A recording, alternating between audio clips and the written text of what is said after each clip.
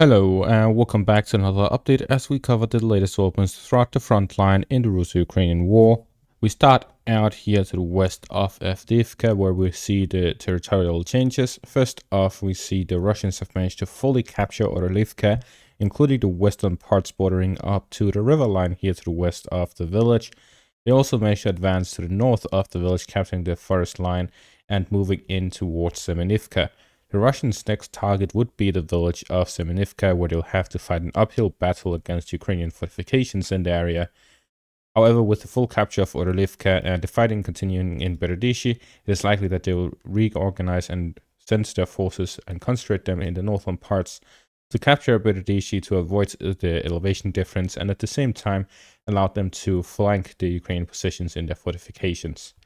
So we will likely see an intensification of the fighting in Berdishi rather than a storming of Semenivka, or both at the same time. To the south of these positions, we also see here in the direction of Tonenke that the Dacha area to the north of the village is currently contested with the Russians in the eastern parts and the Ukrainian in the western outskirts, with the middle part in a gray zone. This is an assault followed by an MLRS strike by the Russians, allowing them to heavily bombard the Ukrainian positions in the area, after which the Russians used that opportunity to storm the Ukrainian positions and capture the eastern parts. Heavy fighting continues and it is very positional, meaning it goes back and forth and is likely to gain and improve the position of the Russians and for the Ukrainians to try and recapture some of these lost positions after the missile strike. But with this, we see that there's continuous fighting in the northwestern parts of Tonenke by the outskirts, with the Russian capture of Orlivka and the Ukrainians being pushed to the outskirts of Tonenke, and likely it falling next right soon after. We see that the main momentum will shift to Berdishi and Semenivka before they start moving on to Umanske and Nitailove in the west. This will be the four areas or the four villages that the heaviest fighting will take place over the second line of defense of the Ukrainians moving through the high grounds and the fortifications here in the area. Here to the southwest of Avdiivka in the direction of Pervomaisk, the fighting continues within the town itself. There is the first visual confirmation of the Russian advances here to the north, which flanked the Ukrainian positions, which allowed the advances here to the southeast of the town. And with this visual confirmation, we can see that the Russians are continuously pushing towards the central parts of the town, and they are attempting to push into and capture the town. As the Russians move further and further westwards and towards Nitailove, the Russians will increase and improve their positions to start fighting towards the Ukrainian second line of defense that is connected between Berdishi and down to Nitailove. We see that there are numerous fortifications here in between Umanske and Nitailove, allowing the Ukrainians to have this sort of second line of defense, even though the area is a large open field. So once the Russians gain control over Tonenke, they will likely have to push through these fortifications bit by bit as they move through to the western parts. However, if the Russians manage to capture the second line of defense by pushing through Pervomaisk and capturing Nitailove, and pushing through Orlivka and Tonenke towards Umanske and Semenivka, capturing Berdishi as well, they'll be able to create this large buffer zone between the Russian and Ukrainian positions here to the northwest of Donetsk, west of Avdiivka, and the Battle of Oshiretine and the third line of defense will start going through here the northern parts. Moving further south here in the direction of Krasnoorivka, recently the Ukrainians counterattacked, allowing them to regain some of these positions. We now get the first footage from this, and what we see is that the Russians withdrew from the fortifications here to the south of the city of Krasnoorivka, after which they had already prepared some ATGM positions and artillery positions closer to the front line, allowing them to hold on to their foothold here in the southern outskirts of the city. And with this footage, we see that the Ukrainians are constantly launching counterattacks towards the Russian positions at the outskirts of the city, but these prepared positions of the Russians here to the outskirts of the city allow them to ambush these Ukrainian forces and destroy their counterattacks. And with this, we see that the Ukrainians continuously attempt to push the Russians out of the city, but are failing so far. The Russians over the past year has significantly improved their defensive capabilities and of defensive tactics. This means that whenever the Ukrainians counterattack, they are suffering from these well-prepared defensive tactics. The Ukrainians themselves have also significantly improved their defensive tactics.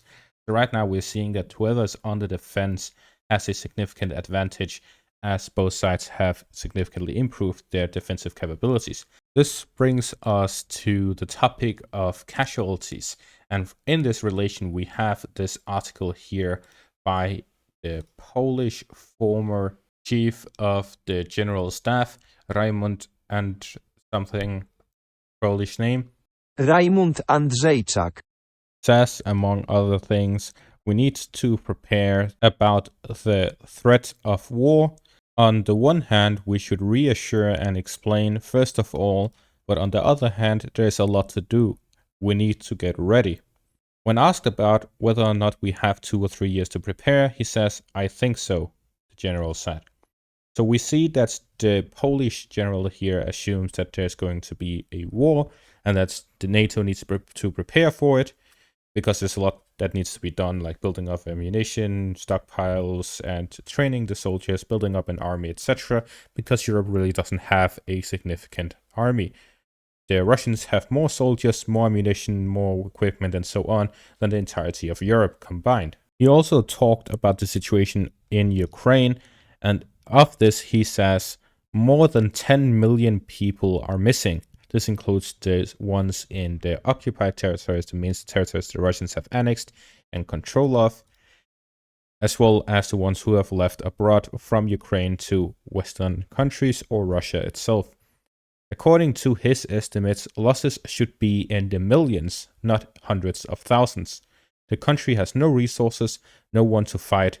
Ukrainians are losing this war. It's interesting how all the retired generals say that Ukraine is losing, while all the active ones somehow sees that Ukraine is winning. But this is pretty much in line with the exact words that I said myself on the 5th of December of 2023. For Ukraine, the war has already been lost. It becomes worse and worse the more days go by. Without direct interference by Western nations, Ukraine can never win this war. And as if the French president has read this and took it to heart, we keep seeing reports like this one, which was reported by TASS, a Russian news agency. However, it is, according to Sergei Naryshkin, the foreign intelligence chief of Russia. He claims that the French are preparing a contingent of 2,000 troops.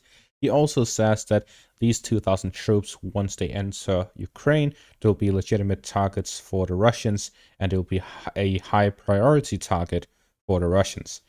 So we're seeing that there's already this idea of sending French troops to Ukraine, which has been echoed many times over this past month, and it seems that there is a plan to action, and it's not just words anymore. In regards to this, we have this article here by Le Monde. This one was written by the French chief of general staff. So we're seeing 2 articles and interviews of general staff, generals of both Poland and France in a span of just 24 hours. This one says, the French army is ready. Whatever the events in the international situation, the French can be sure that the soldiers will answer yes. That's the chief of the French general staff.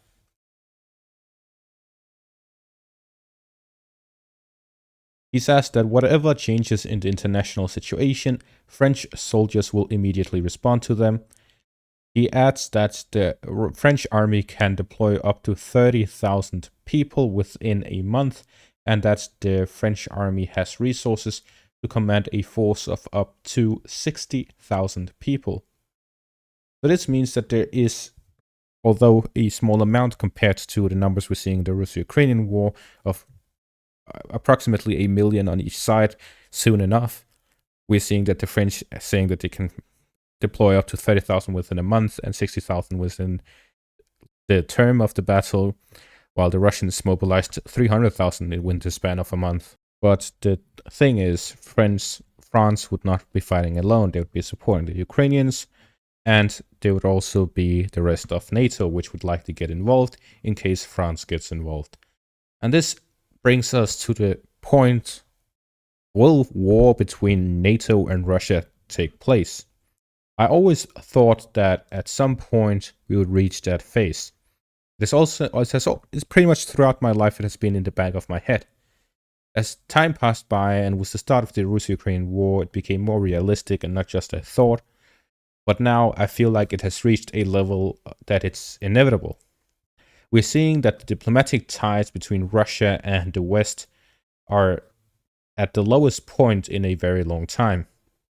At the same time, we are seeing the French president and now plenty of other European leaders, especially from the Baltics and Poland, also talking constantly about this war, preparing for this war, and that it's going to happen. Like the Polish former chief of staff saying that we need to get ready because it's going to happen within like 2 years. So at this point, I have just concluded NATO and Russia will probably go to war. The inevitable cause of this will definitely be the stupidity and incompetence of world leaders. So I'm going to end off this video with some advice. Make yourself one of those lists where you have food and water for like a couple of weeks, so that when World War III breaks out and nukes fall everywhere, at the very least you'll be able to sit in the basement and have some food and water so that you can survive the initial nuclear strikes, and then after that we can adapt to the situation. I just hope that all of you guys watching my videos and not supporting this war live to see the other side, and then we can build a better world after World War III. And that is going to be all for this video. Thank you all for watching and have a great day.